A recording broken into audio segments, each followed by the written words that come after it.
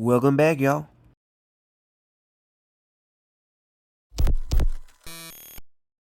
The history of the Pittsburgh Crime Family. Part 2. The Battle for Youngstown.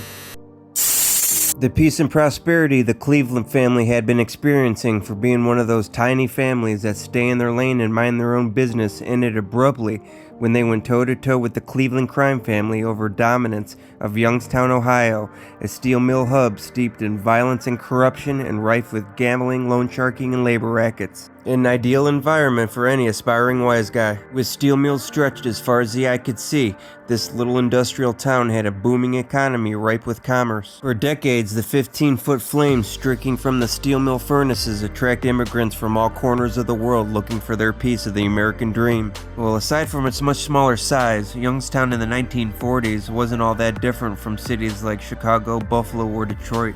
It had a thriving immigrant population accustomed to arbitrary violence, a booming economy providing these immigrants with some extra disposable income, and pliable local politicians and police, all the ingredients the mob needs to flourish. And flourish they did. Before long, the Youngstown streets were lined with after-hour joints, where steelworkers drank and played barbut, a Turkish dice game popular in the area, and where gangsters dressed in white brim hats, armed with stilettos, ran numbers and dispensed whatever form of vice suited the people's fancy that particular day. But unlike those larger cities, Youngstown was too small to have a mob family of its own, and it just so happened to be right smack in the middle of two mob cities, Pittsburgh and Cleveland.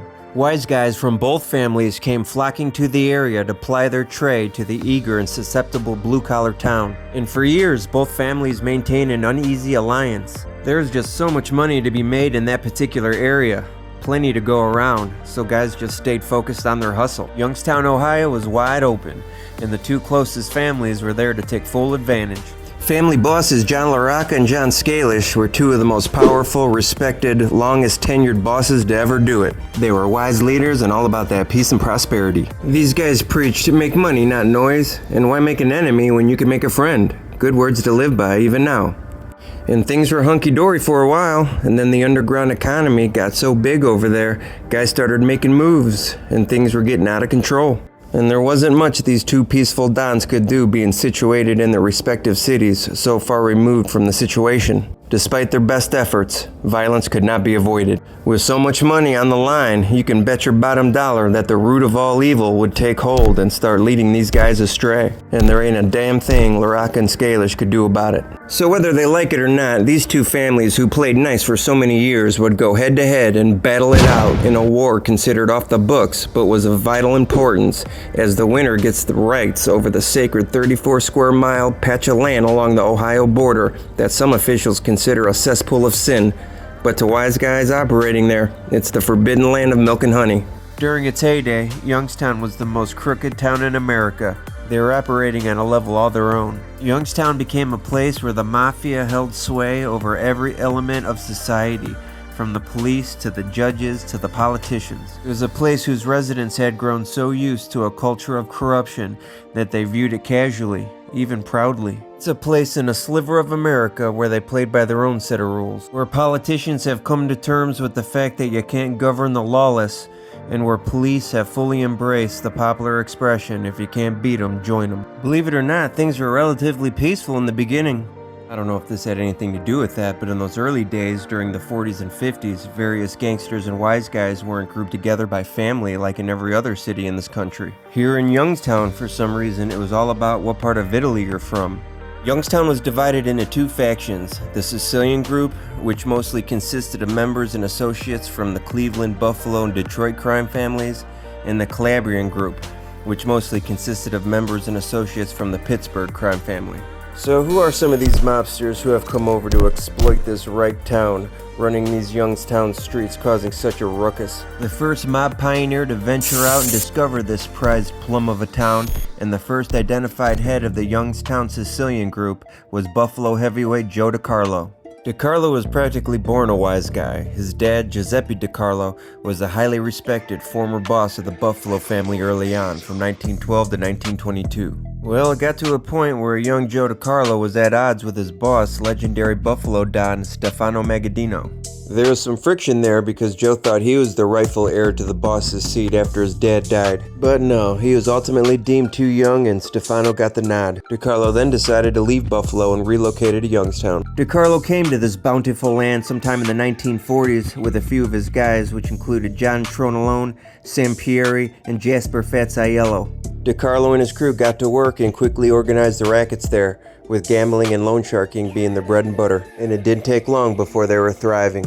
Well, it seems, at least in the beginning, that law enforcement didn't like an outsider coming in there and running things, because they began cracking down on DiCarlo and his cronies. Apparently, at the first sight of trouble, DiCarlo takes off, because he did it again here. DiCarlo wanted to go somewhere where the weather was hot, not them, so he and Tronalone took off to Miami and set up shop there.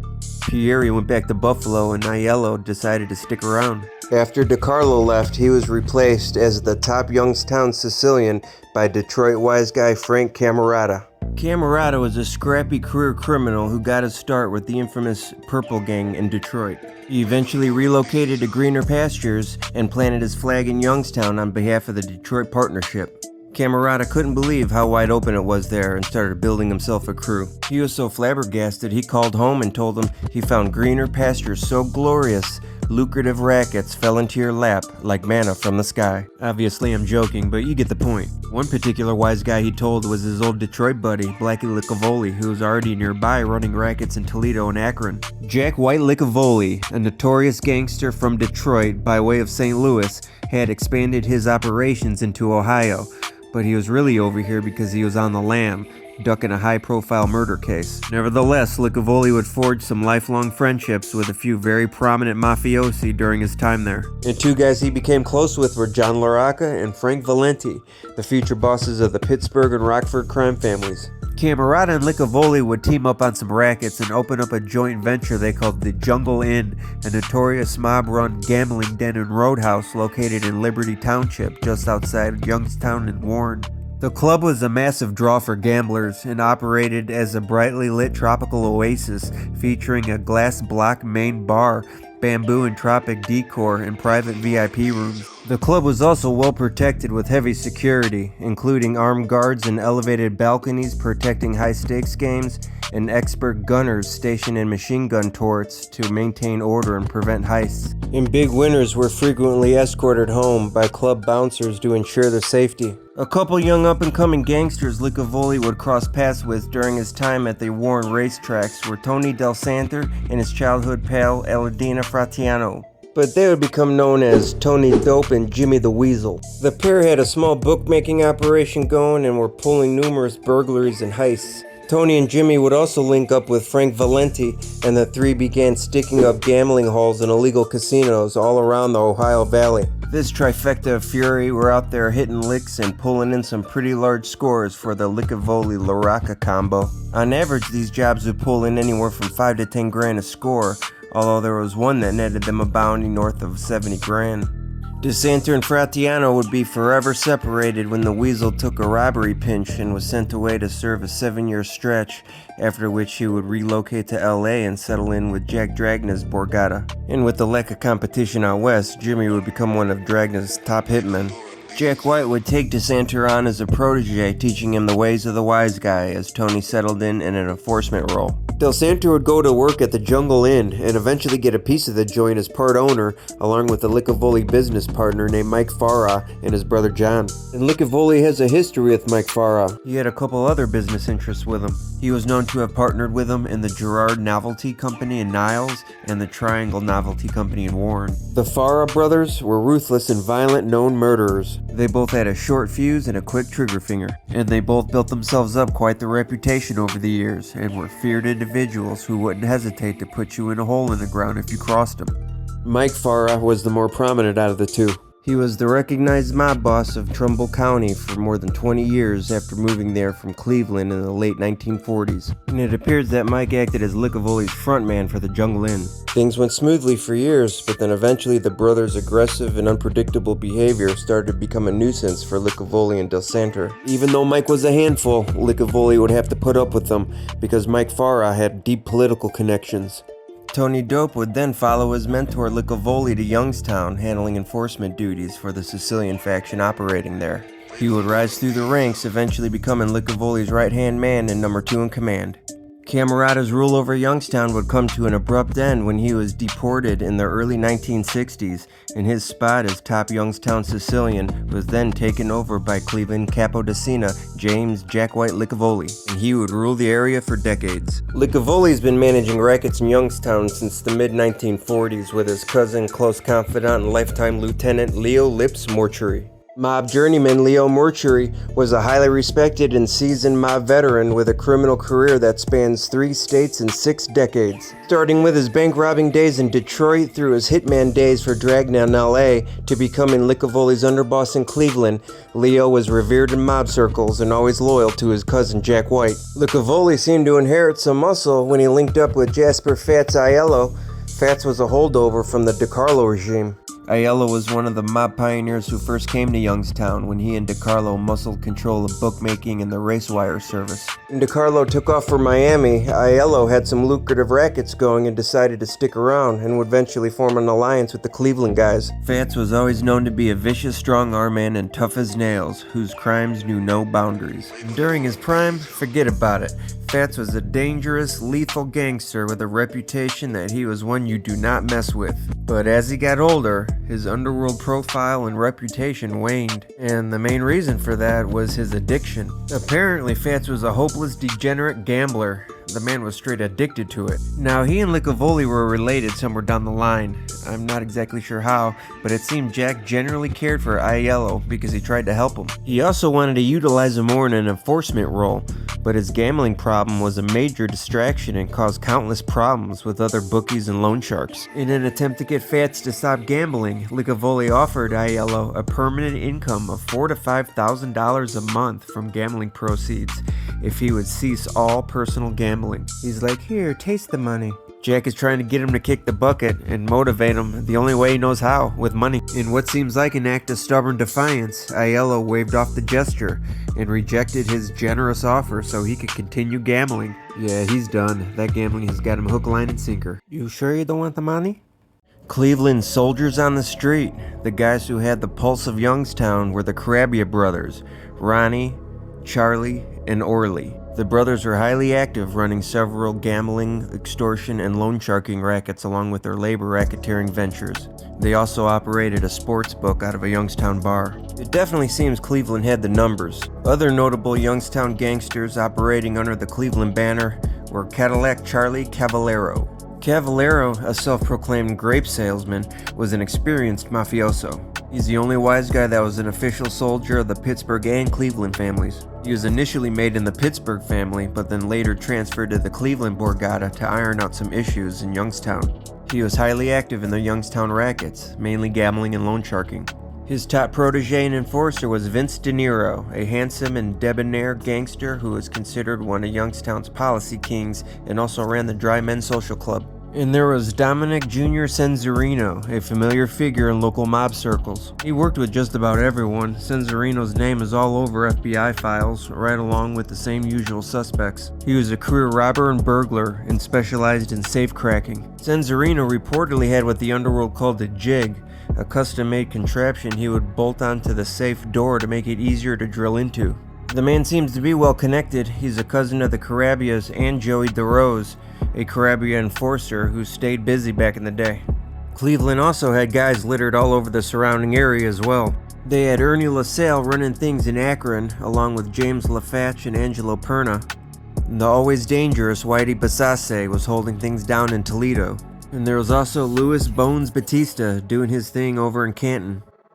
Now, who are some of the main players in the Calabrian faction? The first identified head of the Calabrese was Pittsburgh family heavyweight Paul Romero, who would later retire and pass the torch to Big Dom Malamo, who was also a Pittsburgh wise guy. Big Dom was the real deal, a highly respected mafioso who was able to keep the peace in Youngstown for many years, due in part by his close relationship with several Cleveland mobsters on the Sicilian side. Big Dom was a low-key operator and quietly ran the Youngstown rackets for the Calabrian faction for about 40 years. Big Dom's top underling and protege was his nephew, Vincenzo Briarhill Jimmy Prado. Prado was a Pittsburgh wise guy who had his hand in several rackets and was a big earner for La Rocca. Prado was born in the Calabrian region of Italy in February of 1907. It's not clear when he came over to the US, but by 1930 he was in Youngstown setting up shop. Jimmy Prado was a big earner, a wise leader, and a staple in the Youngstown underworld. Next we have a prominent cornerstone in the Pittsburgh faction and the pride and joy of Youngstown, the Naples brothers, Sandy, Billy, Jimmy, and Little Joey. Giuseppe and Lucia Di Napoli immigrated to Briar Hill in 1905 from Calabro, Italy. And just a couple years later, in 1908, a son, Santino Joseph, was born, the oldest of what would be a family of 7 brothers and sisters. Santino, or Sandy, the name he would go by, ventured into criminality at an early age. He would take his first major pinch in 1934 and was handed a cool decade in prison. His time behind bars did not dissuade him from a life of crime. Like it did for most aspiring young gangsters, prison allowed him to level up and fine-tune his skills and forge connections. So upon his release in 1944, he was ready to hit the streets hard. And he did not disappoint. During the next 16 years, he would become the biggest policymaker in Youngstown and the most prominent and notorious racketeer in the city. Sandy was able to operate independently for years, but was eventually acquired by Pittsburgh and operated under their banner. He worked under Romero for a while and was also known to associate with Big Dom Malamo. He was considered a gambling boss and one of Youngstown's policy kings, and he ran his numbers empire out of the Center Sandwich Shop. He also operated a sports book and a vending machine business. His brother Billy was his second in command and his right-hand man. Billy often accompanied Sandy to meetings and sit-downs. He knew all the players and conducted business whenever Sandy was out of town. Jimmy Naples was probably the least involved in organized crime affairs. The youngest Naples brother was Little Joey. Although too young to get involved in the war when everything popped off in 1960, Joey showed promising potential as a young mob prodigy and would get mentored by Jimmy Prado. He would be a force to be reckoned with in the 80s and 90s, and he'd be the only Naples brother to get a button. Nevertheless, when 1960 rolled around, it seemed Sandy had the same juice as a made man. Sandy Naples was a hell of a racketeer and a wealthy man, because he controlled the largest, most lucrative numbers-running policy game and illegal lottery operation in Youngstown. One of the main reasons Sandy's operations ran so smoothly was because his top lieutenants happened to be his brothers. They played a major role within the operation and were considered heavyweights in the Youngstown underworld themselves. Sandy's main connection to Pittsburgh was through New Kensington capo Kelly Manarino. Apparently they were close associates, and Kelly helped him get started back in his early days when he was operating in the Briar Hill district. And once he got going, he was unstoppable. He would evolve into a feared racketeer and carved himself out a reputation as a ruthless gangster who didn't shy away from conflict and wasn't afraid to get violent. And if Sandy didn't scare you, this guy would. If the situation got too hairy, Sandy would just sick his pit bull on him. Big John Schuler worked as Naples' muscle and enforcer. With his large menacing stature and high propensity for extreme violence, Schuler scared the scary guys. Another Naples underling and part-time enforcer was Ernie Biondillo. Also a gambling racketeer and in the vending machine business, Ernie performed odd jobs and acted as a fixer for the crew. Family consigliere Charlie Murgy Ambrusia was Pittsburgh's presence in Warren. He managed all the family's rackets out there and was the operator of the Sunrise Inn on East Market Street in Warren. Another Prado underling who emerged as a major player in the Youngstown criminal landscape during that second wave, second generation, along with Joey Naples, was Prado's nephew, the sneaky and conniving Lenine Lenny Strollo. This Youngstown native rose through the ranks in the Youngstown criminal hierarchy during the 60s and 70s, and by the 80s, he was at the top of the heap. This tactician moved like a snake in the grass, taking out anyone and everyone in his way, even those aligned with his own faction. He too would be a major underworld force during the 80s and 90s. Henry Zebo Zatola was a liaison between the Pittsburgh brass and the Youngstown factions. Zebo oversaw all Youngstown operations during the late 80s and 90s and reported directly to Mike Genovese. He was a major earner for the Pittsburgh family. He was heavy into labor racketeering and invested in casinos. He was actually part of the group that attempted to bribe and take over the Recon Indian Casino in San Diego. Now, Pasquale Pat Ferruccio was an interesting character. From the outlook, Pat seemed to simultaneously be in both the Cleveland and the Pittsburgh families, but in reality he was a Pittsburgh heavyweight who operated in the Canton Stark County and Akron Summit County, Ohio areas. Ferruccio forged relationships with multiple mob families over the years. Throughout the whole Youngstown conflict, Pat maintained tight relationships with the Cleveland family, even paying tribute to the rival family for his operations in northeastern Ohio. Ferruccio was a top-notch white-collar racketeer. He owned several local businesses, both legitimate and illegitimate. He was well liked in Mafia circles and functioned as a Cosa Nostra point man for that area. In other words, he acted as both an overseer and contact man for LCN interests in the town. He was also a diplomat who tried to resolve disputes between the various families. He remained criminally active into his 80s, and the man had a mighty long mob career. He got things jumping very early on, way back in 1933 when the press referred to him as the public enemy of Canton, and he was only 16 years old. In May of that year, Pasquale and his older brother Angelo robbed the Fredonia National Bank. The take was only about $4,000, mostly small bills and silver. He was busted only days later when the sheriff's office got a tip that he was lavishly passing out nickels and dimes to people. In the 1940s, Pat operated Ferruccio automatic phonographs at the family address on Liberty Avenue, while he was pulling off robberies and heists on the side. It's not known when Pat got his button, but he is thought to have been made into the Pittsburgh family by 1950. He would eventually become a top vending executive in Canton, operating a colossal vending business called Liberty Vending Company. He was often introduced to other wise guys as the family specialist in video poker machines. Liberty Vending Company was eventually raided by the IRS and local officials. A large amount of cash and rare coins were found underneath the floor of the business. The IRS subsequently filed a $655,000 claim against the Ferruccio family. But Pat's expertise didn't stop with vending machines. Ferruccio's tentacles reached out into various aspects of legitimate business, such as real estate, construction, restaurants and bars, amusement machines, and even liquor licenses. Ferruccio was also the part owner of Discount Fireworks in North Canton. Ferruccio was a well-connected and well-insulated old-timer, and he paid off several police officials for protection. One police captain said of Ferruccio, "Ferruccio had to have some kind of police connections. Every time we got close to him, he backed off, and sometimes we couldn't get any assistance from other enforcement entities." Well, them boys in blue would finally collar Ferruccio in January of '89. He pled guilty in October of '91 to a federal racketeering indictment admitting that he led a gambling operation that used his video poker machines in Akron, Kent, Ravenna, and Kentucky and Du Bois, Pennsylvania between 1978 and 1988, and he was handed a 2.5-year bid.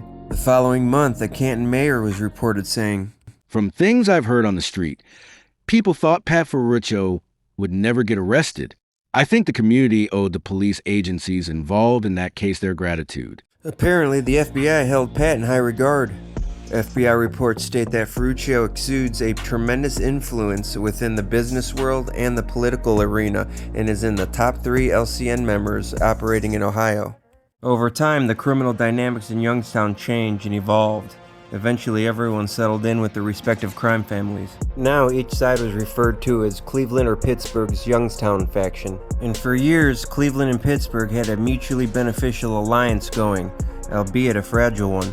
They were able to peacefully coexist. Like I said, there was plenty of crime to go around. Everyone was eating. The two families shared vending machine and illegal gambling rackets back in the day. According to former underboss turned cooperator Angelo Leonardo, Pittsburgh had to break off 25% of their profits to Cleveland to operate in Ohio. By 1950, the rackets mushroomed into a multi-million-dollar industry.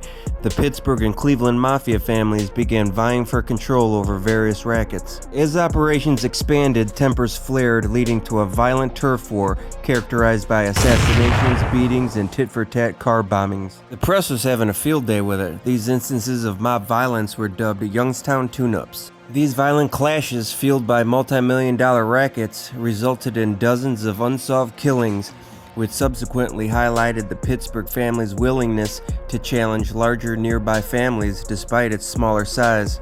The mob violence got so out of hand that in 1963, the Saturday Evening Post dubbed the area Crimetown USA, noting, "Officials hobnob openly with criminals. Arrests of racketeers are rare, convictions rarer still, and tough sentences almost unheard of." What the mob did in Youngstown was unprecedented. First, they turned it into their own personal playground. No, not that kind of playground, an adult, there we go.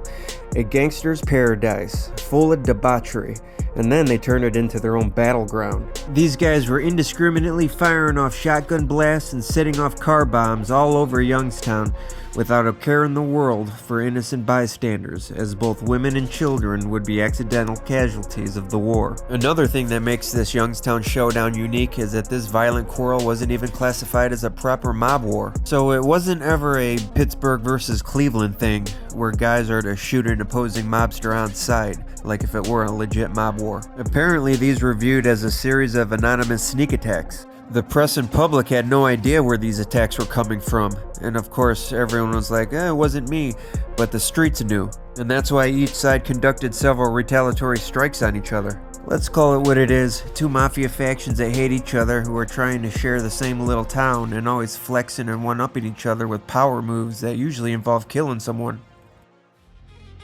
Now, as far as the bomb that kicked this party off, most of you familiar with this saga are going to expect me to talk about Youngstown's first car bomb going off in 1960, like every other video on this topic will. Oh, but not I. People seem to forget the first car bomb to go off in Youngstown actually happened in the prior year, 1959. Although unrelated to this conflict, the bomb was set off by one of the main players in this little soap opera.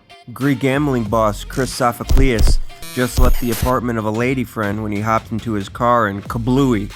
He was blown in Kingdom Come. All that was left of his car was a charred piece of rubble. And what gave Ronnie away as a culprit is motive. The two got into a fist fight several days prior over that woman whose house he left from. I don't know who started the quarrel or who got the best of who, but I do know that Ronnie ended it. You have got to be more careful. You find yourself getting into a fist fight with a wise guy, you might just get blown up a couple days later. Chris here sure learned that the hard way. Now, the murder that got this whole thing started. The killing that kicked off this conflict that spanned 3 decades. A murder that got everyone riled up. The killing of Sandy Naples. Sandy had this fine young little side piece, over 20 years his junior, named Mary Ann, that he would always visit in the evening. Apparently her neighbors said that he would always come to her house every evening at 11:30 like clockwork. And we all know a mobster with a consistent routine is a dead mobster. Well, on the evening of March 11th, 1960, there were a couple guys waiting for him. Sandy showed up right on time, like he usually does. He parked his car and walked up to her house. She saw him walking up, and as he walked up to her porch, she opened her front door to greet him. At that exact moment, 2 shotgun-wielding goons popped out from around the corner of her house and started blasting, shredding them both with shotgun blasts. Sandy, laying there mortally wounded, managed to empty his pistol at his assailants as they made their getaway, but to no avail. Both Sandy and his girlfriend, Mary Ann Ranchich, succumbed to their wounds. This sent Youngstown into a tailspin. The brazen shotgun murders of the town's top racketeer and his innocent young girlfriend got everyone's full attention: city officials, law enforcement, and of course the press. This next one doesn't seem to be related to the Pittsburgh-Cleveland conflict. Nevertheless, it is a gangland homicide during this time period. Cleveland mob associate Vincent Ascenzi recently botched a hit when he tried to clip Pittsburgh Mafia affiliate Joseph Stoney Romano. I don't know the circumstances around that situation, but we do know that Ascenzi was already on thin ice with the Pittsburgh brass for robbing the Baron restaurant and bar in Steubenville years earlier. It was a ritzy, mobbed-up joint owned by prominent Pittsburgh associate Cosmo Catrone. Cosmo was a top lieutenant of longtime Pittsburgh captain Jimmy Tripodi. Tripodi is a Pittsburgh old-timer who controls Steubenville and was furious over what he took as an act of disrespect and called for Ascenzi's head.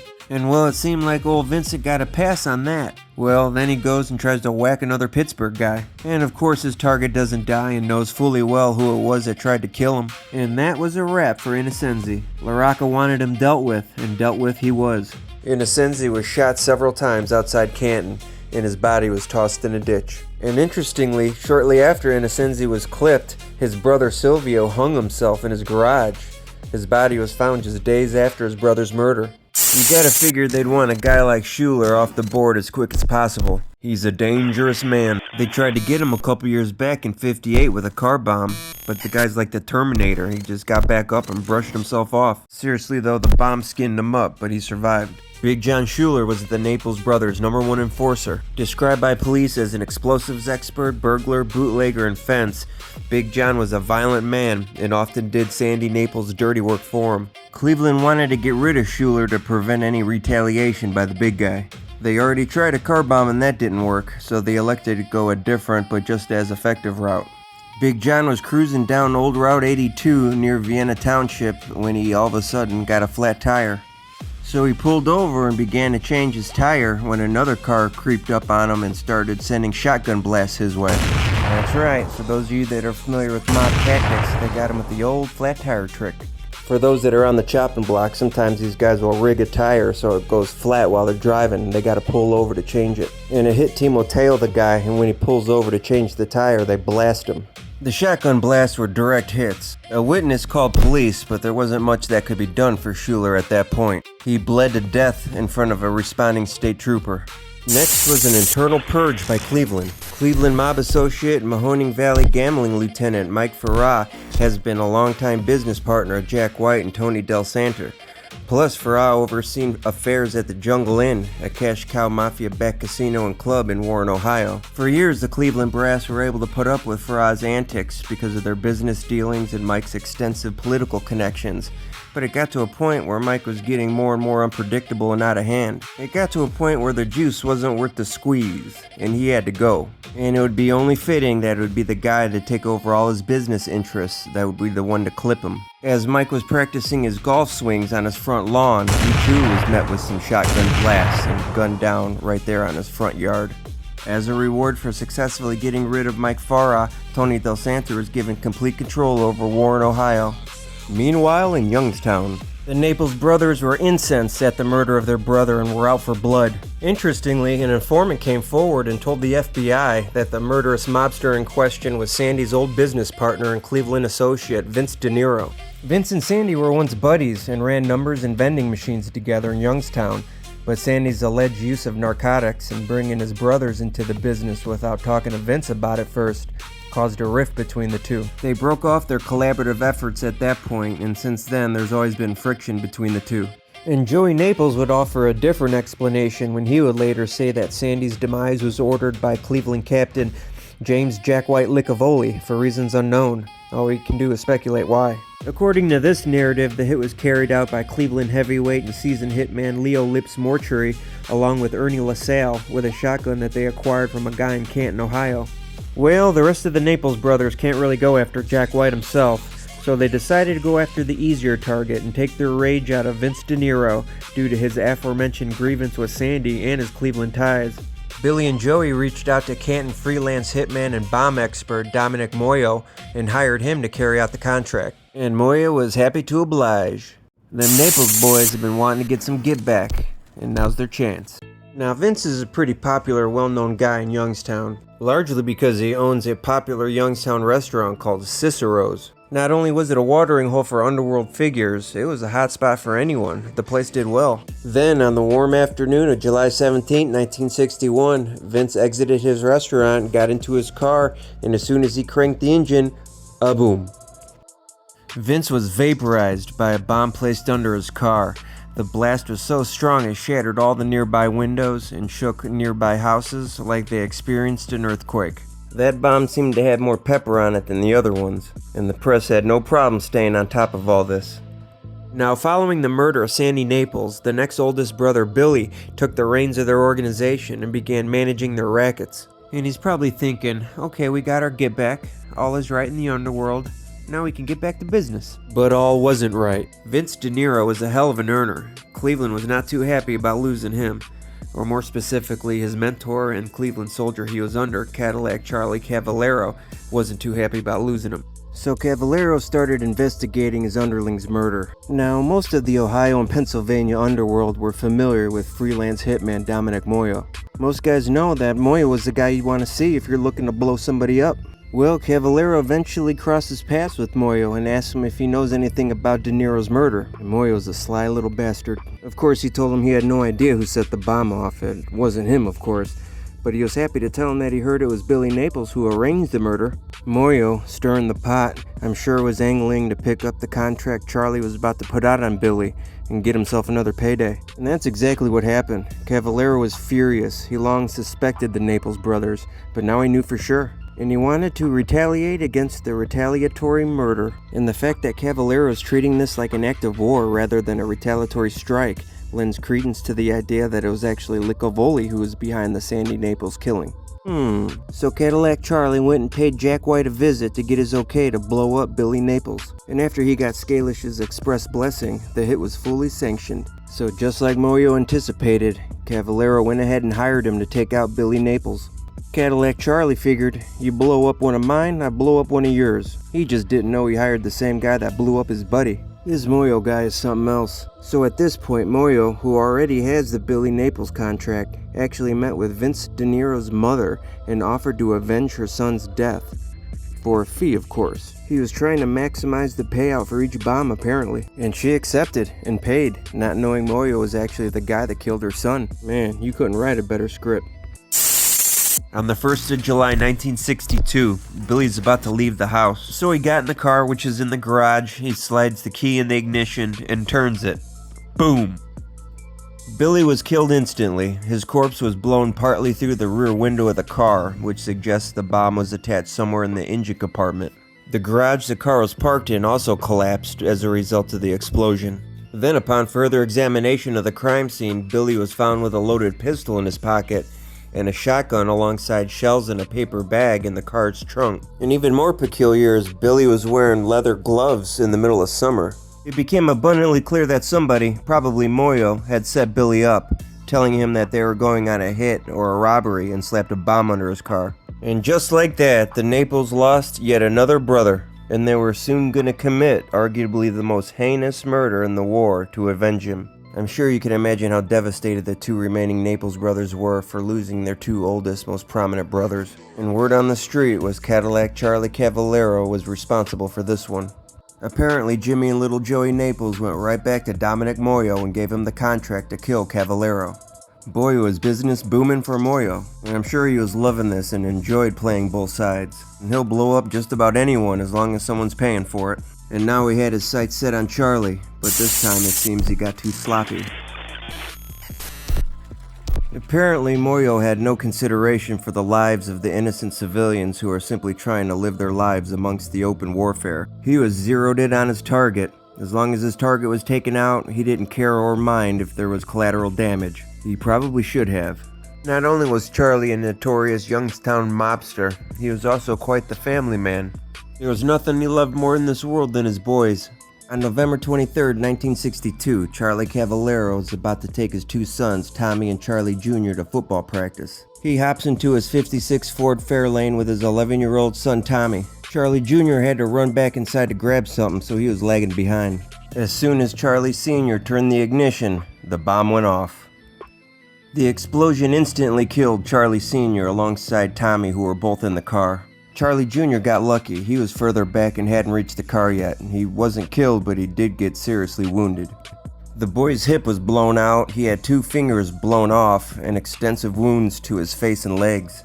The hip injury was severe. He underwent a 5-hour surgery and was hospitalized for 86 days after the blast. The people of Youngstown were used to seeing car bombs at this point, but this was different. The public was outraged at the loss of innocent life, especially one of a child. The Cavallero bombing crossed the line because innocent life was lost, notably that of a child, and the second child was maimed, said one city official. The backlash the mob faced because of this was unprecedented. So overwhelming was the outrage, U.S. Attorney General Robert F. Kennedy ordered a full-scale FBI investigation, so saying that this brought more heat was an understatement. All these blown-up bodies were taken to the Mahoning County coroner, which was taking a toll on the guy, and he was trying to rally the support of the people.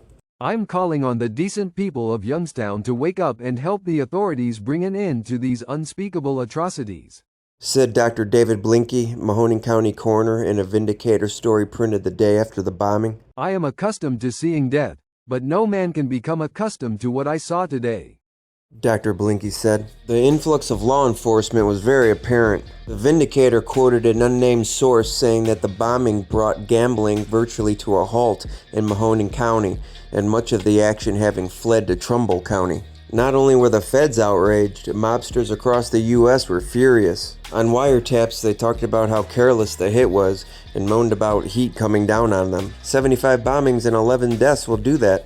I imagine that was bad for business for the mob in Youngstown. FBI reports also stated that it was the Cavallero bombing that prompted mafia leaders in New York to officially outlaw car bombs. And I don't think Moyo was too worried about law enforcement, but he should have been more worried about the mob. They weren't too happy about all this heat and their subsequent vastly reduced racket revenue. And even though the Mafia is a vicious criminal organization, they don't take kindly to the killing of innocent women and children, especially children. If you're gonna take on contracts to blow everyone up, the least you can do is take measure to avoid collateral damage and the killing of innocent civilians. Have a little bit of mob etiquette, will ya? The Cavallero bombing was a huge deal and negatively impacted the Mafia all across the board and cost them a ton of money. It really jammed up the mob's underground economy in Youngstown. Someone had to pay for this. It was a bomb that caused this whole fiasco, so naturally they're gonna look at the guy who set it off, not necessarily the guy that paid for it. And with all the commotion over this, it became apparent to everyone involved that Moyo was playing both sides the whole time, and he's the one that set off all these car bombs. He was killing everybody. And Licavoli was also upset that he's blown up made guys without getting the green light from the brass. Both Scalish and LaRocca met with their Youngstown lieutenants, Licavoli and Malamo, and everyone was in agreement that Moyo is to blame for all of this, and he needs to go. It was now his turn to die. I'm thinking by this time Moyo had a feeling the mob wasn't too happy with him, because he was making himself scarce, and both families were out looking for him. For a while, Moyo was doing a good job eluding these guys, but he eventually made the mistake of trusting a mobbed-up family member. Dominic must not have been aware that these guys take an oath to put the mob before their family. Moyo was a brother-in-law to Pat Ferruccio. Remember him? One day, Dominic went to see Pat at his club in Canton. The pair spoke for a while, and Pat was telling him to lay low and try to stay out of sight.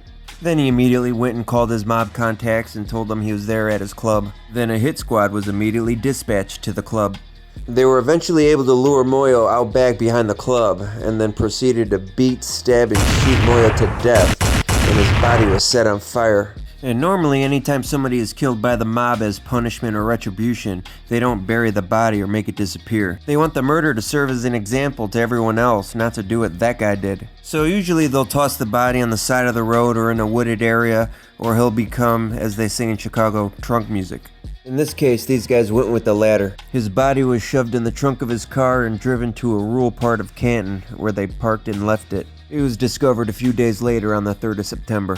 The vicious murder of Dominic Moyo marked the end of round 1 of the Youngstown Wars.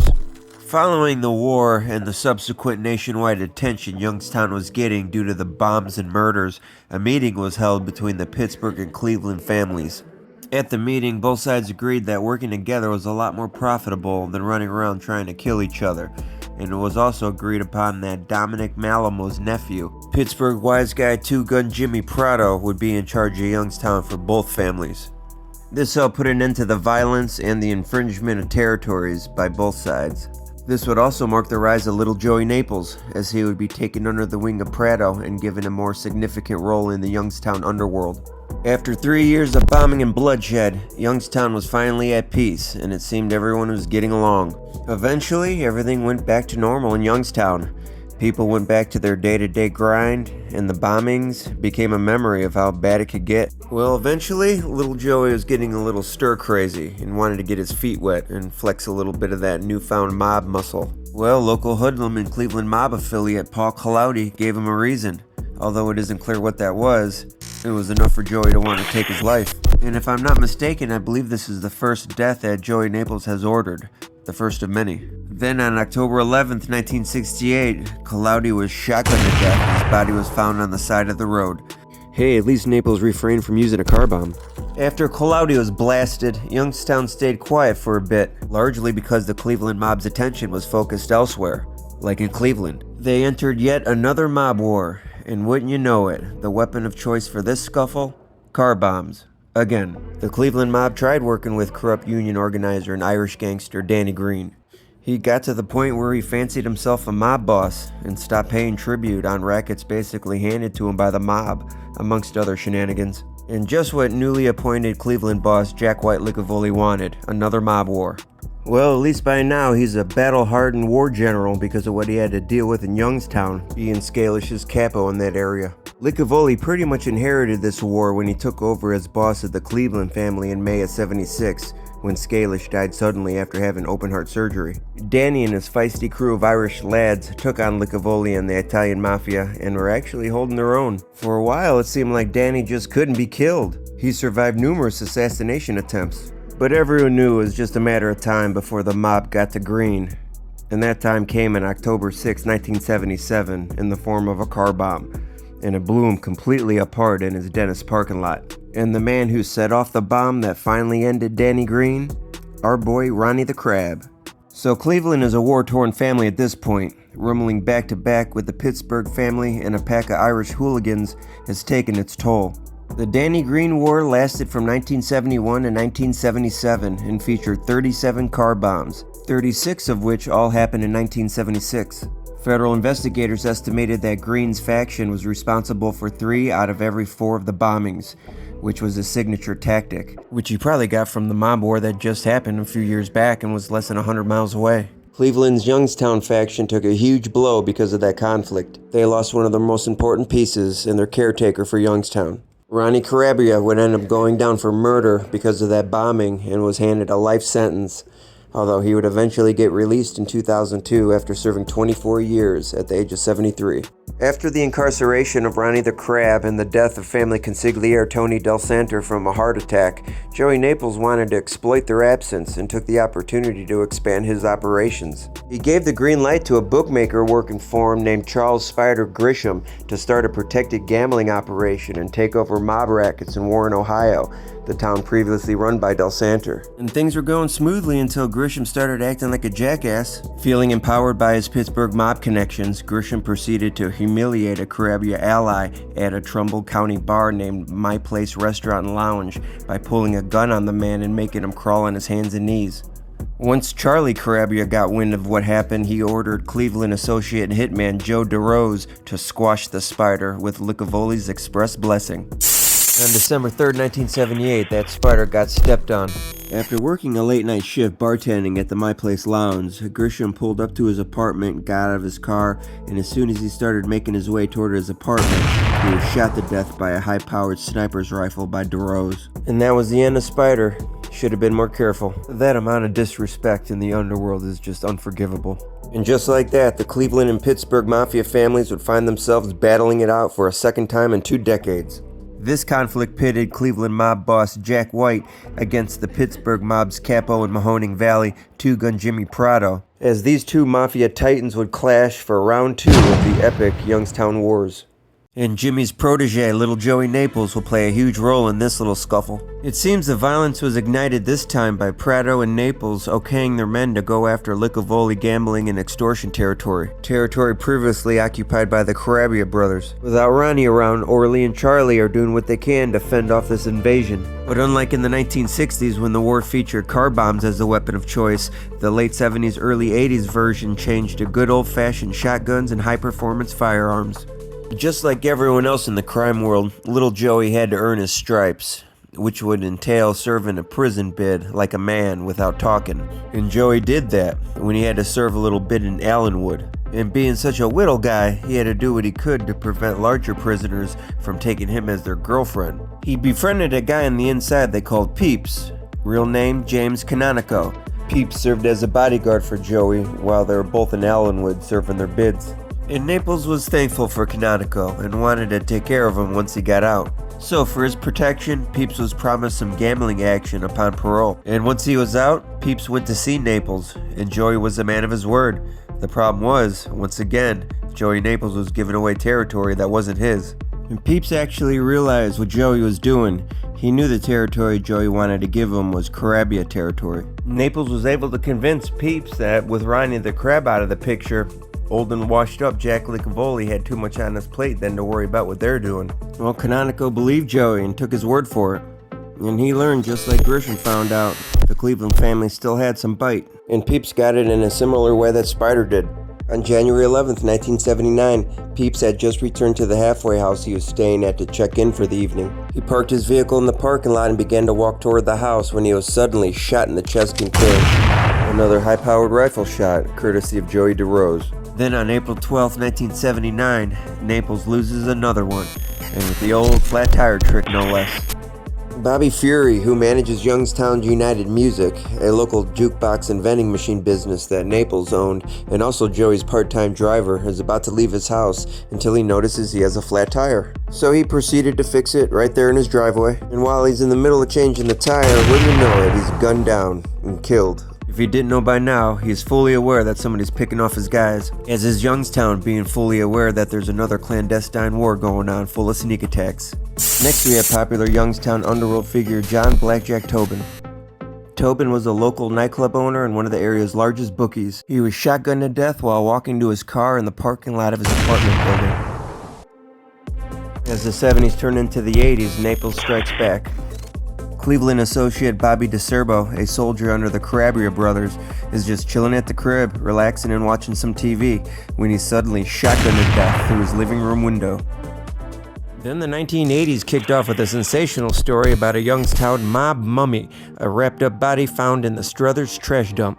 Johnny Magda, or Maggie as everyone called him, was a low-level mob associate and a knockaround guy who acted as Tobin's main collector. And he was apparently talking reckless to some chick all these guys knew about the Tobin killing, saying things that suggested he knew who the killer was, and I guess she assumed he knew a lot more than he was saying. Then she went straight to this guy, Skinny Sam Francesca, a notorious underworld figure in Youngstown and good friends with Jack Tobin, and she told him everything that Magna said to her. Francesca was furious about the Tobin killing and was actively trying to figure out who was behind it. Sam wanted to squeeze some information out of Magna.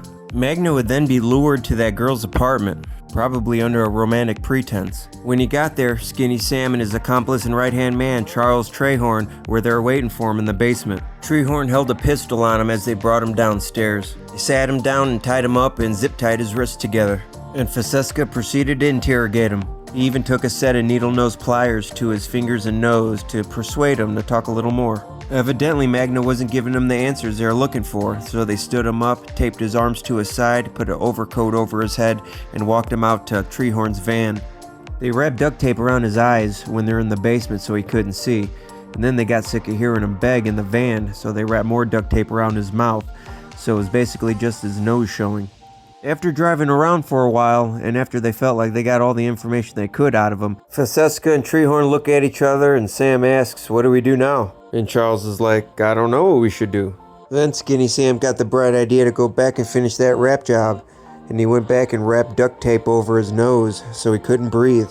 And eventually Magna stopped making any noise and asphyxiated to death. Sam hops back in front and tells him he's dead. Then they drove over to Struthers, which was Crabia territory, to make it look as much like a mob hit as they could, and dumped the body in a trash heap. And he was eventually found, frozen stiff, with his hands still zip-tied together. And by the way, the ever-so-popular Joe DeRose, who was good friends with both Magna and Skinny Sam, was the suspected killer of Tobin. Whether Magna was protecting DeRose or simply didn't know is unknown. Joey Naples strikes back, February 13, 1980. Cleveland associate Bobby DeCerbo, a soldier under the Crabria brothers, was just chilling at the crib, relaxing, watching some TV, when he suddenly shotgunned to death through his living room window. One of the more prominent murders, Cleveland associate and Crabria cousin Dominic Jr. Cenzarino. Out of all these murders, this is the only one that was solved by law enforcement. Junior Cenzarino was one of Youngstown's top burglars and heistmen, and he would often mentor some of the younger guys like Joe DeRose and Sam Francesca. Junior was deep in the underground scene here in Youngstown and knew many of the players on both sides of the fence. His murder would go unsolved for over 2 decades. Then in 2001, they'd get a tip from this guy. Remember him? Sam Francesca's killing buddy, Charles Trehorn. And after spending years thinking he's gotten away with it, Trehorn's tip would lead investigators to this guy, Robert Dorler.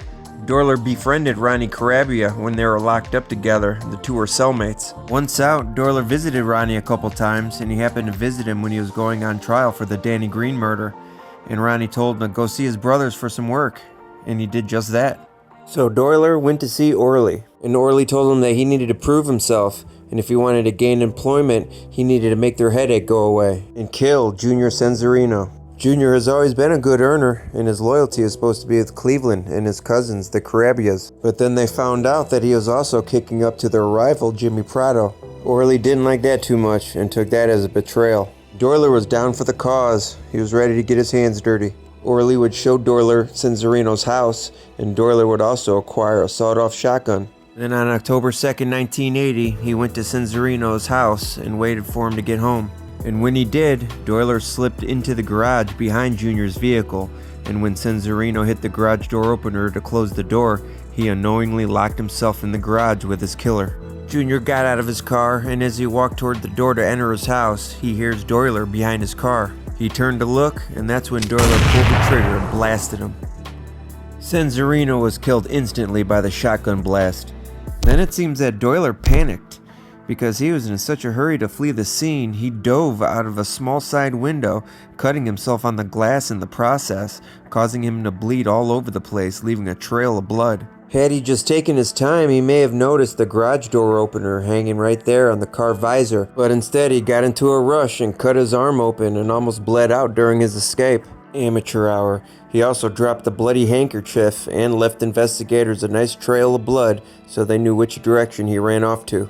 Doyler then took off to Orley's mother's house and waited for him behind her garage. And once Orley got there, he paid Doyler $1,000 and told him to get out of town for a while. The way Treehorn got wise to all this is because shortly after the murder, Treehorn went out to eat with Skinny Sam, Joe DeRose, and a hitman who he only knew as Bob, who had his arm all bandaged up. And based on the topic of the coded conversation, Treehorn came to realize that this Bob guy was responsible for the Cenzarino killing. And once law enforcement got their tip from Treehorn, they grabbed that bloody handkerchief and tested it against Ohio's criminal database. And wouldn't you know it, there was a match. The mysterious Bob the Hitman was in fact Robert Doyler. Doyler was serving a life sentence at the time, and when investigators came to him with their evidence, he flipped immediately. That's how he got all these juicy details from this rough hit of his. Finally, one of the main players gets taken off the board. Largely considered the least liked of the Crabbier brothers, so much so his own crime family gave him up. The disappearance of Charlie the Crab. By this time, Charlie has been a loose cannon. He's been talking recklessly, making rash decisions, and generally being a liability for the Cleveland faction. Rivals Two Gun Jimmy Prado and Joey Naples have been wanting to get rid of Charlie for a while now, and with his unhinged and uncontrollable behavior, they figured they might have a shot at getting the green light to whack him. They knew that unless they wanted the full force of the Cleveland mob gunning for him, they better go talk to Jack White and see if they can't get permission to kill Charlie the Crab. Well, unfortunately for them, Charlie was in charge of Cleveland's gambling operations in Mahoning Valley following Ronnie's arrest, and Cleveland wanted to make sure their monthly envelope was unmolested. So Licavoli said he'll talk to him, which he did, and told Charlie to tone it down, which he didn't. Charlie didn't listen. He was still causing trouble. Again, Prado and Naples met with Licavoli and asked permission to take out Charlie, this time telling the Cleveland boss that Calabria was disparaging him as well.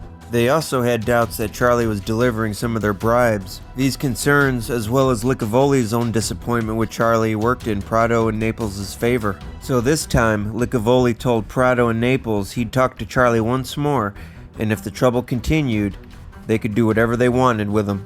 Well, the way Licavoli sees it, there's still one more Calabria brother to work with, and that meant no matter what happened to Charlie, Orley was completely off limits.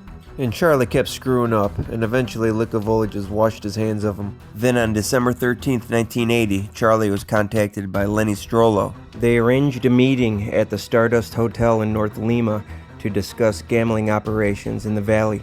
And it was there where Strollo made his bones and murdered Charlie the Crab, earning his button to become a made man in the Pittsburgh Crime Family, although he wouldn't officially get inducted until '87. Calabria's car was then towed and dumped in Cleveland. And with Charlie now out of the picture, Orley was the sole Crab brother left on the street. This next one was an unfortunate case of mistaken identity. It's no mystery who's been putting in most of the work during this war, and it seems the Pittsburgh faction was looking to eliminate DeRose once and for all. On February 25th, 1981, labor union leader and law-abiding citizen Big Joe DeRose Sr. is shotgunned to death while he was backing his son's car out of the driveway in a tragic case of mistaken identity. They should have sent a hitman with better vision. Apparently, they thought that was Joey Jr. behind the wheel. And now the hitman gets hit. Pittsburgh has been trying to get DeRose, who's been dropping bodies all over Youngstown. In May of '80, Prado and Naples dispatched hitman Pete Casarelli to take care of the contract and finally end this guy who's been a pain in their ass once and for all. And Casarelli caught DeRose slipping and managed to get the jump on him when he was in his car with his girlfriend and shot them both and then took off. Straight guerrilla warfare. Luckily for them, the wounds were non-fatal and they survived the ordeal. And Casarelli might have been the guy that killed his dad. I'm not exactly sure on that though. Interestingly about Casarelli, he would eventually go down for the attempted murder and would flip while in custody. And what do you suppose his boss Joey Naples did to him? Probably expected me to say something violent, ain't ya? On the contrary, Joey was able to pass him a message that if he recants everything he's already said, keeps his mouth shut, and doesn't testify, all will be forgiven, and he'll even help him get a good lawyer. And that's exactly what Casarelli did. What a wise veteran outside-the-box move by Naples to handle a situation that could have been detrimental for him. Anyway, they were still gunning for DeRose after that botched hit. Then his old man gets whacked in a case of mistaken identity the following February. DeRose proved to be a slippery bastard, and so far has avoided being killed despite Pittsburgh's efforts. It's apparent the work he's been putting in for the Crabrios was paying off. After the disappearance of Charlie the Crab, Orley was worried about his protection and wanted DeRose nearby at all times because he made him his bodyguard. So Joey DeRose was moving up in the underworld. Too bad it wouldn't last. The series of events that culminated into the murder of Joey DeRose read like a Scorsese mob movie. And it all started with a botched hit of our boy Skinny Sam. Remember him? Sam happened to hear Joey Naples say he was going to clip Joey DeRose soon. So he did what any good friend would and warned DeRose about the impending hit. Word of the hit bounced around the underworld and eventually Naples found out what Sammy did and subsequently put a hit out on him. He dispatched one of his top lieutenants, Ernie Biondillo, to take care of the contract. Then, a couple days later, Sam was walking into a building he recently purchased when suddenly shots were fired from a truck parked in an adjacent lot. The first shot hit Sam and he went down. He managed to shimmy over and hide in some thick shrubbery as 3 more shots go whizzing by or ricocheting off other vehicles. Then he managed to crawl around the building and took off to another street where an ambulance was called. That was a close one. Sam got lucky and was only shot in the ass, but he definitely got the message and felt like he needed to do something to save his life. He then went to see Youngstown mob emissary Pat Ferruccio and asked him to talk to the Cleveland brass for him. Sam was going to try to make a deal. Sam asked Cleveland underboss Angelo Leonardo through Ferruccio that if he kills Joseph DeRose, would they spare him and lift the contract that's out on him. Angelo said that he didn't know who Skinny Sam was, but he's well aware of Joe DeRose. And at that point in time, Angelo knew that both the Pittsburgh and Cleveland crime families wanted DeRose eliminated. So Leonardo said, yeah, sure, you killed DeRose and the contract will be terminated. Then Sam knew he had to go see little Joey, the guy that ordered him shot in the first place. And he asked him the same thing, and Joey said the only way to get the contract off his head is to kill DeRose himself. So Sam knew at that point, despite being good friends with DeRose, it was kill or be killed. So Sam got together with 2 of his cronies, Treherne and former Mahoning County Deputy Ed Ferris, and devised a plan to clip DeRose. The trio then took DeRose on a pretend stakeout of rival gangsters and Joey Naples' crew. At one point they tried to put strychnine in his coffee, but as soon as Joey tasted it, he immediately tossed it out the window, so that didn't work. As time was winding down, Sam came to realize that he's gonna have to shoot him and get it over with. And when the 4 called it a night, Francesca asked DeRose for a ride home, and Joe willingly obliged. So Sam hopped in the front seat of one of DeRose's girlfriend's cars with a pistol hidden on him as they drove off. And Treherne and Ferris didn't go home. In fact, they weren't far behind. They were trailing DeRose and Sam during their commute back home. As they got closer to Sam's house, they saw a muzzle flash twice. They then sped up and pulled up to the barn. Everyone got out and Sam was covered in blood. DeRose was slouched over in the driver's seat with a bullet hole in his head. Treherne and Ferris then helped wrap DeRose's body in garbage bags and shoved it in the trunk of his girlfriend's car while Sam wiped down the seat in the interior. They then drove it to Camden and parked it about a half a mile down from Youngstown United Vending Company, Joey's business and command center. Sam then let little Joey know where he could find the car and his remains.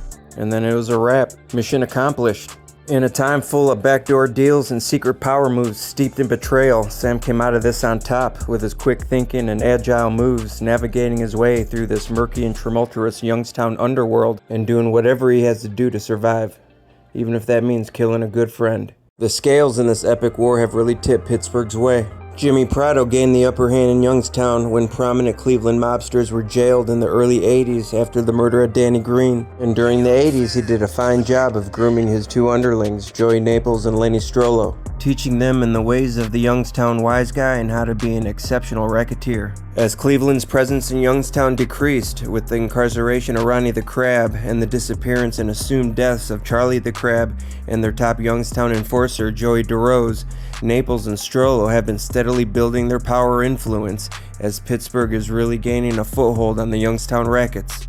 Then in 1987, Joey Naples and Lenny Strollo get themselves an underworld power-up when they are taken to Pittsburgh and given their button, becoming fully made men in the Pittsburgh Cosa Nostra crime family. Then after that, these guys were unstoppable. Both men became powerhouses and built themselves a dynasty, running numerous lucrative rackets along with their legitimate business enterprises and ordering deaths of anybody who stood in their way. Joey Naples' top lieutenant, driver, and bodyguard was Paul Pinto Halovatic. He was often mistaken for Joey's shadow because he went everywhere with Naples. He would do what he's told and was fiercely loyal. Third in line would probably be this guy, Ernie Biondillo, a skillful racketeer in his own right. Ernie was good with numbers and a natural tactician, having orchestrated many hits for Joey.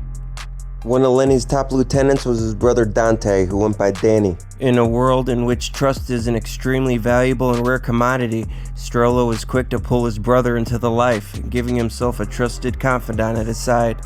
Danny's prime function was Lenny's liaison to the police department. You see, Lenny Strollo only dealt with guys he trusted completely, and he'd work with all types of guys as long as he trusted you. Even guys that look like this. Lenny's top lieutenant and right-hand man, Bernard Altschuler, aka Bernie the Jew. Bernie was a career criminal and a longtime confidant of Strollo. The two met in the early 70s when they were setting up craps games for Jimmy Prado. Altschuler was like Strollo's wartime general. He put together and participated in several hits. He also managed and ran several gambling operations for him as well. Another unorthodox mob lieutenant of Strollo's was Jeff Riddle. Jeff was a former drug dealer turned bagman and enforcer for Strollo. He handed out most of the bribes, collected payments from loan sharking and gambling customers, and doled out beatings when necessary. These guys were definitely doing their thing, but the only problem was, these two hated each other. For some reason, they did not get along and were considered rivals. Which is a shame for the Pittsburgh Borgata, because if these two decided to work together, the sky was the limit. These two would have completely owned the town, top to bottom. Either way, they were the last of the Mohicans as far as Youngstown racketeers go. Then, Mahoning Valley legend Two-Gun Jimmy Prado retired from the rackets and then passed away in 1988. It seemed like a natural succession that his top protege and underling, little Joey Naples, would get the nod as the new Youngstown capo for the Pittsburgh Crime Family. And that's exactly what Michael Genovese did, to Strollo's dismay. Of course, Naples' promotion added fuel to the fire of his rivalry with Strollo. Strollo, of course, felt like he was the better racketeer and smarter mobster. Those close to the situation described Strollo as very envious of Naples. It seemed like Strollo was a lot more worried about what Naples was doing than the other way around. It was apparent Strollo was threatened by Joey, even though they're supposed to be on the same side, playing for the same team. It kind of seemed like this town wasn't big enough for the both of them. Both Strollo and Naples have been operating wide open for years, both of them having cultivated relationships with law enforcement officials and politicians and paying out big money in bribes for protection. Then law enforcement finally got a win when Strollo took a gambling pinch in 1990. It wasn't much though. He drew a 14-month sentence for operating the All-American Club in Campbell, reportedly one of the largest illegal casinos in the country. The FBI contended that the casino generated $20 million a year for the Pittsburgh mob, easily making Strollo a top earner in the family. According to informant testimony, Strollo feared that Naples would seize control of his rackets while he was in prison, and I'm sure Joey was licking his chops when Strollo started his bid. Lenny still had his brother out on the streets, running things for him and protecting what's his, although I don't think he had much confidence in old Dante. This isn't the last murder, but this is considered the grand finale. Quite possibly the biggest Youngstown assassination ever, or at least the most controversial, because to this day nobody knows who was behind it. It was a real Youngstown whodunit. The Youngstown underworld was rocked on a hot summer day in August 1991 when Joey Naples went out to Beaver Township to inspect a home he was having built. As he was taking his time and appreciating the fine workmanship, it was suddenly lights out for Joey. His dome was rocked by a direct hit from behind, courtesy of a high-powered sniper's rifle. The gunman or gunmen appeared to have been standing in a cornfield across the street from the property. It appears they either waited a long time for him or were chain smoking because of all the cigarette butts they found over there. He was found shortly after 8 p.m. lying next to a late model Ford Mustang parked in the driveway of his new home. The doors were locked. This was considered the biggest mob hit in Youngstown since the car bombs of the 60s. And just like most of those car bombs, law enforcement hasn't the slightest idea who is responsible for the Naples murder. Although there are a handful of viable theories. Of course, the prime suspect would be his Pittsburgh cohort and rival Lenny Strollo, possibly orchestrating his murder from behind bars due to his fear that Naples will take over his rackets while he's incarcerated. And within a year of Strollo being in prison, Naples was dead. Coincidence? The only problem I see with this is that Strollo flipped in '99, so he had to proffer all his dirty deeds to the feds. If he confessed to other murders, why would he leave this one off when he was responsible and risk losing that sweet plea deal he got? It doesn't make any sense. Another theory is that Joey's own underling, Ernie Biondillo, whacked him. Apparently Joey was shagging his wife, giving the man plenty of motive. Yeah, I don't think so. Ernie wasn't the type of guy to go straight to the violence, especially with a lifetime friend and ally like Joey. If so, he would have taken a shot at Strollo when those two were beefing hard a couple years back. And also, if that was the case, surely we would have had at least one person corroborate that, or have heard that somewhere. There's not a shred of corroborating evidence to support that narrative.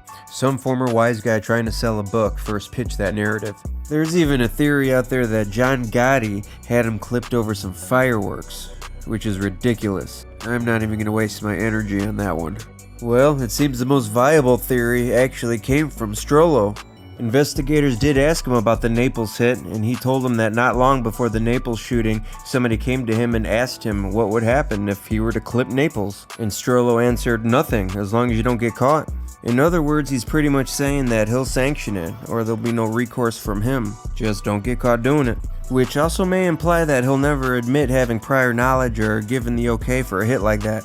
Youngstown was all about those sneak attacks, weren't they? And who was this inquiring mind that asked Strollo about killing Naples? None other than notorious Youngstown gangster Emil Dinzio. I tell you what, I didn't know much about this guy until I started researching for this video, and let me tell you, he's pretty significant. This guy was a prolific bank robber. Most consider him the best ever. Bold statement, I know. The Dinzio brothers, Emil and James, were well-known figures in the Youngstown underworld. These Ohio natives focused on one crime and got really good at it, and that crime was taking down banks. Emil is the standout and mastermind, and has been knocking off banks while he was still in high school. He and his brother James have robbed or burglarized hundreds of banks during their illustrious careers. Federal agents and historians alike have described Emil Dinzio as the nation's most successful bank robber, and he has one particular heist that was beyond legendary. And I know it's going to sound almost unbelievable.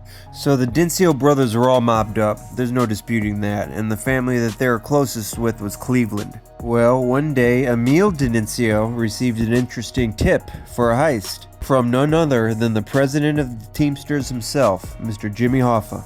And Hoffa told him that he found out that some small sleepy bank in California was hiding a $30 million slush fund belonging to Mr. President himself, Richard Nixon. Apparently at the time, Hoffa was sour at Nixon because he wouldn't let him be the president of the Teamsters anymore. I know, sounds crazy, right? It's true, you can Google it. They've written books and made multiple TV shows about it. Shows like FBI Files, American Greed, and Masterminds, a show that stated that Emil and his crew were the best bank robbery crew that the FBI has ever seen. Laguna Niguel, California in March of 1972. While the United California Bank was closed for the weekend, Denzio's crew carried out the brazen multi-day robbery by tunneling through the roof of the bank into a secure vault where the safety deposit boxes are kept. They had to go through 2 state-of-the-art alarm systems, steel beams, and who knows what else. Most would deem the job impossible. The thieves returned multiple times, ultimately hitting 458 of the 500 boxes.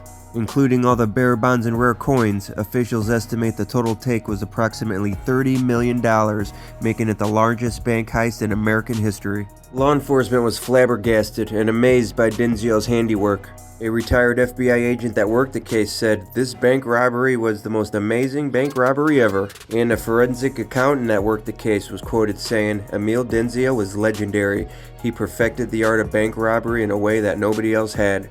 The feds assigned 125 agents to the case, making it the largest manhunt since the JFK assassination, and it eventually became what the agents said was one of the most investigated cases in the history of the FBI. Damn. As much as I want to, I can't get too deep into this. This video is already getting too long. I could do a whole video on this topic alone, but he would eventually go down for this in what has since been proven as a frame job by the feds. Apparently they broke into his garage and stole things that had his fingerprints on it and all kinds of craziness. And there's definitely a connection there with Denzio and Strollo, because Emil and his crew took down a bank in Charlotte, North Carolina in the early 90s, and one of his accomplices for that heist was none other than Bernie Elshire, a Strollo lackey. Strollo claimed the hit was revenge for the bombing that Joey Naples ordered of the Cafaro building in the late 80s. Apparently the brothers were pretty pissed over that. Now, who knows if there's any truth to that. These brothers are known for robbing banks, not sniping people. But out of all the theories presented, it seems like the most feasible. Nevertheless, these guys got one hell of a story. And now for the final murder in this never-ending saga of murder and deceit. Ernie Biondillo gets smoked. Now, Biondillo was closely aligned with Joey Naples and Jimmy Prado.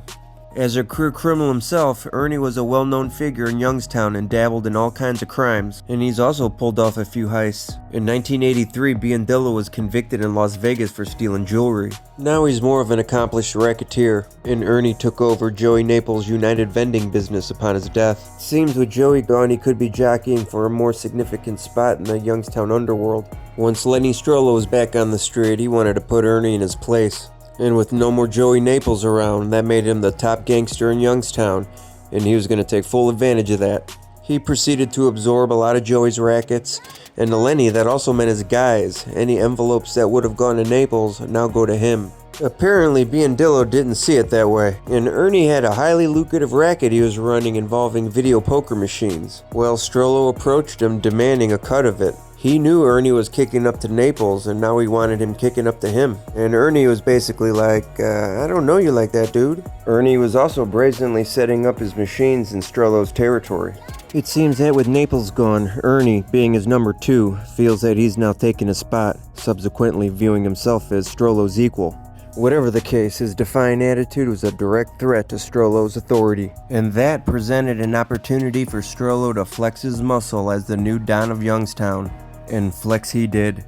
Lenny then farmed out the hit to his cronies, Alshire and Riddle. And Riddle brought in one of his lackeys, Levance Turnage, in on the hit. And Bernie Alshire put together a nifty little plan. I know he looks like a country bumpkin, but he seems like a pretty legit gangster. So they sat on Ernie for a couple days to get his routine down.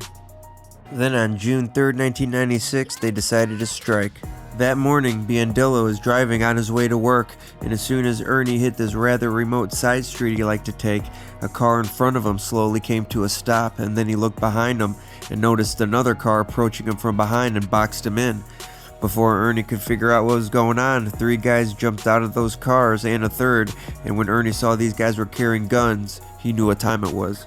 This hit was well planned and orchestrated. It was Turnage driving the lead car that stopped in front of Biondillo, and Riddle stopped the car he was driving behind him, and then a few Strollo hitters then popped out, and it was on. The plan was executed so smooth and fast it rendered Ernie helpless. Blocked in and trapped in the front seat of his car, Ernie had no place to go or nothing he could do but take what was coming. Of course, those fellows had bad intentions and opened fire on Ernie. Ernie Biondillo was shot several times and killed in a swift and well-executed hit carried out by a Strollo crew of ragtag amateurs. The well-planned hit went down without a hitch. They boxed him in, blasted him, and disappeared in what seemed like seconds. And nobody saw nothing, leaving law enforcement clueless once again. The ambush murder of Biondillo marked the end of a 30-plus year conflict between the two neighboring mafia families, although that wouldn't be the end of this Youngstown saga, because more drama will soon unfold. And once Lenny Strollo was back on the street, he knew, with Prado gone, the Carabia brothers decimated, and Naples now out of the picture, he was now the undisputed man in Youngstown, the top gangster, the last wise guy standing, the dominating Don of northwestern Ohio, and the king of Mahoning Valley. And with all his competition eliminated, he could pretty much have his way with everything and anything he wants. And Lenny knew how to capitalize on the advantageous situation he now finds himself in. Lenny had his hands in everything, as long as there was money in it for him. The Strollo crew ran extortion, loan sharking, and labor rackets. They operated a sports book, video poker machines, a numbers lottery, underground casinos, and they trafficked narcotics. Basically, if they could make $1, they'd do it. And one thing about Lenny Strollo is the guy was careful. He did what he could to insulate himself. He spent a mint on protection. His payroll read like the who's who of Mahoning County government, judicial, and law enforcement officials. He had the county prosecutor, chief of police, judges, the mayor, and a stable of police officers. Strollo damn near controlled the whole city. And if we're talking about Campbell, Ohio, a small town just outside of Youngstown, he quite literally did control the whole city. It was no coincidence Campbell was the town Strollo operated his All-American Club, the largest illegal casino this country has ever seen, because he owned the town. They should have called it Strolloville. According to FBI reports, as late as 1997 in the city of Campbell, Strollo controlled at least 90% of the appointments to the police department. He devised a tactic where he fixed the civil service exam so he could pick the chief of police and nearly all the patrolmen.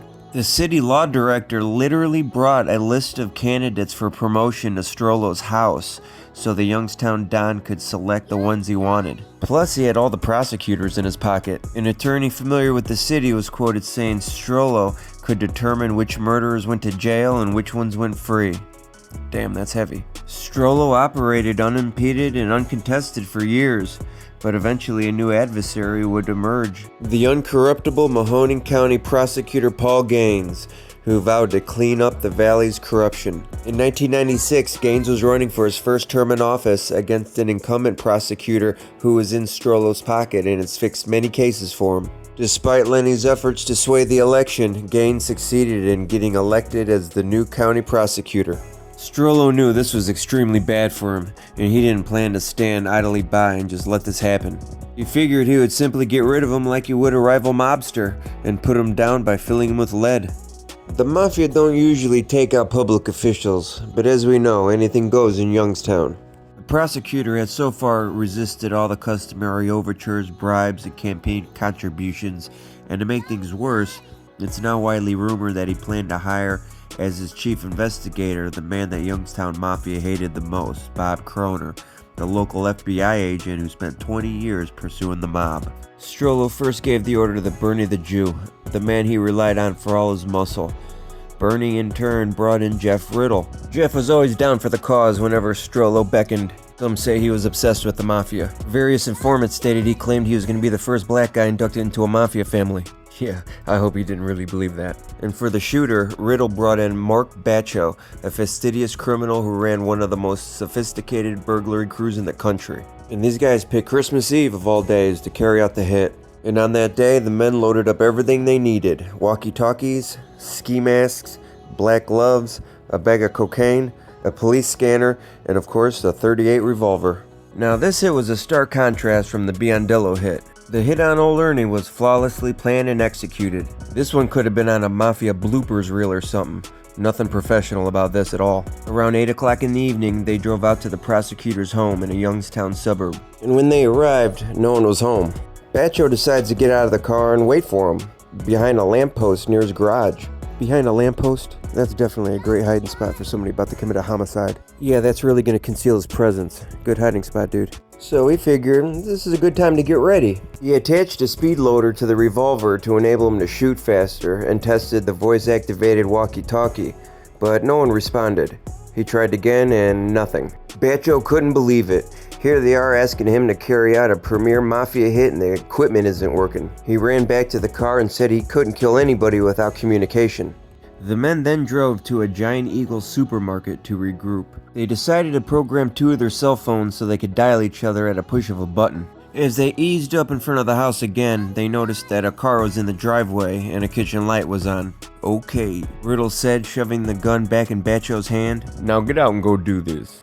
Batcho jumped out of the car, carrying a bag of cocaine Riddle had instructed him to plant on the body to make it look like a drug deal gone wrong. He crept into the open garage door. The side door to the house was open too, and he could hear someone speaking, so he decided to go in.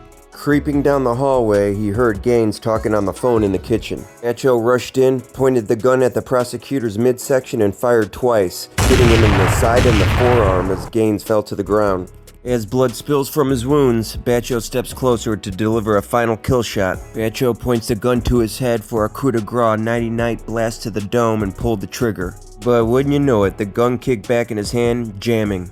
Jesus frickin' Christ! Frustrated, Batcho turned and ran out of the house, stumbling into the woods and back. He actually tripped and fell, and then getting back up, he hit the button on the phone to call Riddle, screaming, "It's done, come pick me up." He saw the car approaching as he came out of the woods and then jumped in the back seat. "Did you kill him?" "I think so." "You don't know?" "I shot him, but the goddamn gun jammed." Riddle looked at him steadily. "Man, why didn't you go in the drawer and grab a steak knife and stab him to death?" he asked. "Fuck that, we gotta go back." Riddle said they needed to go back and finish the job, but just then the police scanner crackled with news of the shooting. Riddle then hit the gas and started cruising along those side roads. Fearing they might get pulled over, Riddle took the gun and threw it out the window, but the speed loader was missing. "Man, where the fuck is the speed loader?" They started yelling at each other. "I don't fucking know, it should be there." "Well, it's not. Don't tell me you dropped it." Then, when it couldn't get any worse, the scanner came with some more news. Mr. Paul Gaines was still alive. "Oh, hell no." It was one of the sloppiest murder attempts in the Valley's history. The speed loader was found outside the house, along with a clean footprint, and a sketch of the shooter appeared in the paper within days. But ironically, the crime scene was so messy, the investigators couldn't believe Strollo's people were behind it. Even Gaines was a non-believer. He told his friends, "If the mob had done it, I'd be dead." As you can probably surmise, they would all go down for this sloppy mess of a hit, or attempted hit. The feds eventually brought down Strollo's whole network, and to Lenny's dismay, his big bro Dante, who also was arrested, flipped and agreed to testify against him. Now, Strollo is a pretty smart guy and analyzes his options thoroughly. He sees that both the Cleveland and Pittsburgh Mafia families are on their last leg and declining rapidly. And the Youngstown underground economy has been dead for years now. Ever since the steel mills closed down, gambling customers and racket revenue has been on a steady decline. Not to mention Mahoney County has that new prosecutor that's relentless. Things definitely ain't what they used to be. No doubt things have gone downhill for the Youngstown racketeer, and the future looks grim. Strollo was set to go on trial for a litany of RICO charges with a few of his crew members, Bernie the Jew, Jeff Riddle, and Levance Turnage. Then, in a world in which a boss can testify against their underlings, on the eve of the trial, Strollo flipped, betrayed his oath, and became a government snitch. Strollo admitted to having mobster Ernie Biandillo killed, reportedly to have said the murder was just business, and also putting a contract on the life of County Prosecutor-elect Paul Gaines and luring Charlie Carabia to his death. He, of course, implicated his own crew members in the crimes he ordered them to do. I can't believe they let that happen. So Strollo orders them to go commit crimes and then tells on them, implicating them in the crimes he's telling them to go do to save his own skin. Now, aren't these prosecutors supposed to want to get the top guy? They instead let him tell on his underlings who he's ordering to do all these crimes, and let him get away with a slap on the wrist and send the guys under him to prison for life. I mean, don't they know that all the crimes in the indictment were committed because of the will of Lenny Strollo? If it wasn't for him, those crimes wouldn't have existed. I'm sure Altshuler and Riddle were just following Strollo's lead, doing whatever their fearless leader told them to do. And I'm sure Lenny said, "We're taking this to trial and fighting this," and then at the last minute he railroads them. I'm sure they were shocked and appalled by their boss's betrayal. Whatever the case, each one of these guys got life in prison. Strollo managed to cut a deal with federal prosecutors that let him keep all his ill-gotten gains, his house, and spend just 10 to 12 years in prison in exchange for telling all. Strollo, who was 67 at the time, pleaded guilty to charges of racketeering and filing a false tax return, and prosecutors agreed to drop 11 other charges against him. Attorney Jay Milano, who defended Riddle at trial, said Strollo was masterful in the way he set up his plea deal. I believe Lenny Strollo orchestrated the settlement of that case from top to bottom. Milano said. Lenny Strollo then participated in countless interviews with FBI agents and federal prosecutors and testified at several organized crime and government corruption trials. Strollo's testimony brought down judges, prosecutors, a sheriff, and a congressman, among others. In total, he helped prosecutors get more than 70 convictions as part of an organized crime probe in the Valley. This mafia strategist and tactician played his hand and made his moves, and seems like he beat the government and everyone. Like the saying goes, Lenny was playing chess while everyone else was playing checkers. After serving his little bid, Lenny Strollo got to go back to his mansion and enjoy his millions of dollars and died at the ripe old age of 90. Okay, to take the focus back to Pittsburgh. During what was called the last big mob trial in Cleveland, even though it was Pittsburgh guys on trial, the Pittsburgh family was still trucking along, barely. Michael Genovese succeeded LaRocca as boss of the family in 1984, which would prove to be the beginning of the end for the Borgata. Genovese, who is considered a smart and careful mobster, made an ill-advised, short-sighted decision to have his guys pursue the drug trade and created a large illegal drug trafficking network. Of course, the drug trafficking activities led to increased law enforcement surveillance and investigations. Some mafia families, the ones with wise bosses, prohibit drug trafficking because of the enhanced law enforcement scrutiny and increased odds of guys flipping due to large prison sentences. LaRocca was one of them, but Genovese was not. During this time, Pittsburgh wise guy Chucky Porter would emerge as a prominent member and a heavyweight in the family. Chucky Porter received his button in 1986, even though his last name doesn't end in a vowel because he's only half Italian on his mother's side. His father was Irish-Italian. Genovese took a liking to Porter, and after Jojo Pecora's death in 1987, Genovese promoted Porter to underboss. Porter and Louis Rucci operated the family's drug trafficking racket for Genovese, becoming two of the biggest traffickers in Pittsburgh. And it would be during this time another Pittsburgh wise guy would surface as a prominent family heavyweight and a major player in the drug game. Nick the Blade Gesuele. Gesuele grew up in the East Liberty section of Pittsburgh. He started in the mob as a numbers runner like many other budding gangsters. He dropped out of high school and started learning the trade of cutting hair at the Pittsburgh Beauty Academy. Definitely a little unorthodox, but it would pay off down the road when he would use that skill during his many years in prison. Don't let the unusual occupation fool you. Nick the Blade was as tough as they come. And Nick was well known to law enforcement. He was arrested as many as 13 to 14 times from 1959 to 1981. Although prosecutors could never get a conviction because all the witnesses refused to testify. Gesuele got his nickname Nick the Blade after using a knife in several fights. The two most well-known incidences were when he sliced up a man's face for checking out his girlfriend in line at a movie theater, and then when he stabbed a guy after a fight broke out in a basketball game he was playing in. And Gesuele supposedly made his bones in December of '67 when he gunned down Pittsburgh mob flunky Alphonse Moreno. Pittsburgh police arrested him many times in the 70s and 80s for acts of violence, which include a shooting in a parking lot and running over a guy with his car. But as usual, no convictions because victims refused to cooperate with the prosecution. By the time the 80s rolled around, Nick the Blade was a well-known and notoriously feared mobster and considered the family's top enforcer. A judge once described him as vicious, immoral, and that he was as bad as it gets in the criminal underworld. The Pittsburgh bosses used Nick for their muscle work and heavy lifting because they knew that he was an all-in mafia member and would practice the code of omerta. Well, they better hope so, because throughout the 70s and 80s, Nick the Blade was one of Pittsburgh's biggest narcotics traffickers. And Nick wasn't selling dime bags, he was a kilo weight dealer. In 1980, the IRS claimed he made as much as $1 million during this time. He was also a liaison between the mob and outlaw bikers and black gangs because he was in the narcotics business with them. And Gesuele loved being a mobster. He lived a lavish life, flaunting his wealth everywhere.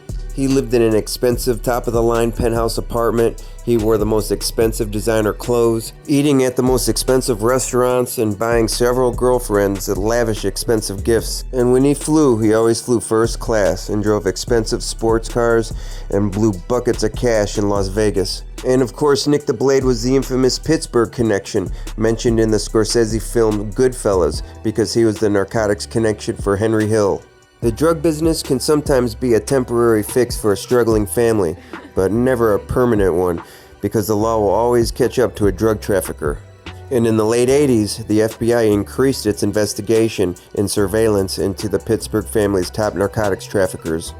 Then in March of 1990, an indictment charged Porter, Rucci, and Gesuele, along with 7 other associates, on charges of drug distribution, extortion, conspiracy to commit murder, robbery, illegal gambling, and racketeering. The Crime Commission considered Porter to be Genovese's right-hand man, while Rucci is said to sit on the left side of the boss. And then Porter flipped and decided to turn state's witness, leading to the conviction of many top members and associates of the Pittsburgh family. And by 1992, there were only a few members and associates left operating in western Pennsylvania and eastern Ohio. According to a 1989 report by the Pennsylvania Crime Commission, the family had fallen into a decline because they were not accepting new members, while at the same time the leadership was continuing to grow older. And the reason they weren't inducting new members is because they couldn't. The commission barred the Pittsburgh family from inducting new made members because too many of their guys were cooperating and working with the government. Then on Halloween in '06, Genovese died after years of fighting with bladder cancer and heart disease. Then John Bazzano Jr. took over as boss for a couple years until he died on July 28, 2008. Thomas Sonny Ciancutti, who took over the New Kensington gambling rackets after Kelly Manarino passed away, took the reins of what was left of the family after Bazzano died in '08. Ciancutti himself was one of a few remaining made members left operating in Pittsburgh after the late 90s, when many of their guys were in prison and old-timers started to pass away. Sonny took the focus from drugs back onto gambling, controlling a large illegal gambling and bookmaking ring. And through the 2000s, Ciancutti maintained a low profile, using associates to run Pittsburgh's local bookmaking and legal gambling operations. Sonny Ciancutti's top 2 lieutenants in the family's gambling operations were Jeffrey Risha, who controlled sports betting and numbers in Fayette and Allegheny County, and Ronald Porky Malocci, who was running a 70-location gambling operation and had as many as 400 illegal video gambling machines that brought in up to $900K a year from those and legal machines such as pool tables, jukeboxes, and video games, court documents state. Then on September 5, 2013, the feds brought down the hammer with Operation Porkchop, indicting everyone involved with various bookmaking and illegal gambling charges. An FBI agent working the case summed up the family status the best when he said there's no real structure anymore and there's no real family. Then on July the 8th, 2021, Pittsburgh family boss Thomas Sonny Ciancutti died. Ciancutti was the last known made member in the Pittsburgh crime family. His death marked the end of an era and the official end of the now defunct Pittsburgh crime family. They had a hell of a run.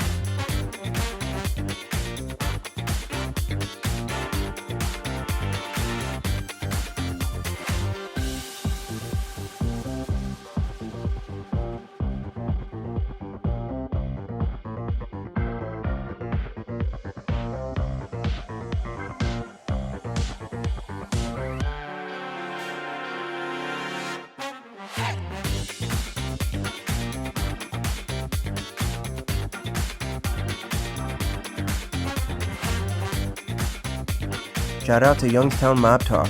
A lot of the facts from this video came from their research and the task force files they acquired. Thanks for watching, y'all.